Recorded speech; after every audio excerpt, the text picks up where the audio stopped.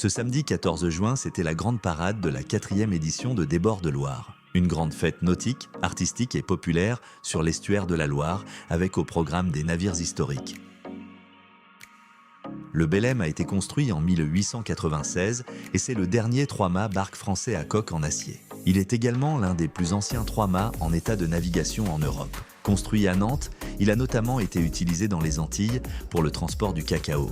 Il a été sous pavillon anglais et italien sous les noms de Fantôme II et de Giorgio Cini. En 1980, il fait son grand retour en France et redevient le Belem. Il obtient le label Monument historique en 1984. Aujourd'hui, il est la propriété de la Fondation Belem et peut accueillir des stagiaires de la marine française. L'an dernier, il avait été choisi pour transporter la flamme olympique d'Athènes à Marseille à l'occasion des JO de Paris 2024.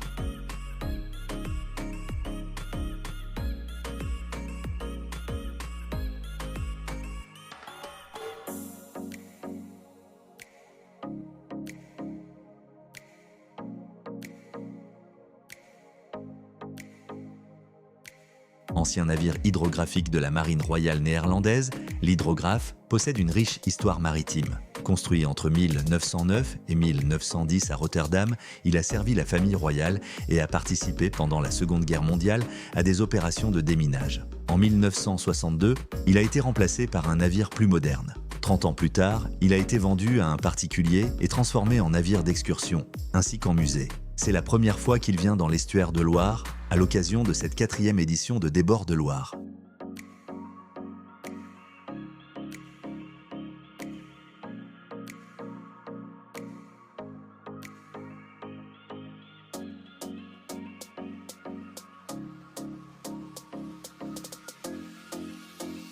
La recouvrance est la réplique d'un aviso goélette du début du 19e siècle, un navire de la marine royale rapide et manœuvrant qui a été présenté au public à l'occasion des fêtes maritimes de Brest.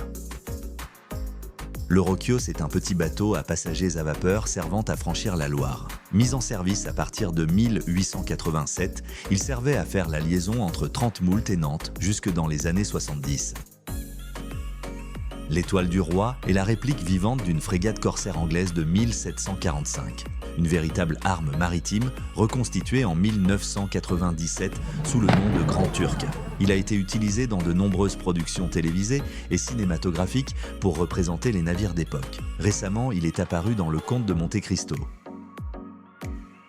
En 2021, le skipper nantais Armel Tripon décide de construire un IMOCA en utilisant des matériaux déclassés issus de l'aéronautique, avec l'association Les Petits Doudous, qu'il parraine depuis plusieurs années et qui œuvre pour améliorer le bien-être des enfants opérés. Baptisé le 12 juin dernier lors de Des Bords de Loire, le navire va rejoindre ensuite le circuit IMOCA 2025 avec pour objectif de participer au prochain Vendée Globe en 2028. Pour cette 4e édition de Des Bords de Loire, le spectacle était au rendez-vous. Parmi la flotte de 200 bateaux qui ont remonté l'estuaire de la Loire, les milliers de spectateurs ont pu admirer des navires mythiques. Une parade qui s'est terminée en beauté quai de la Fosse à Nantes.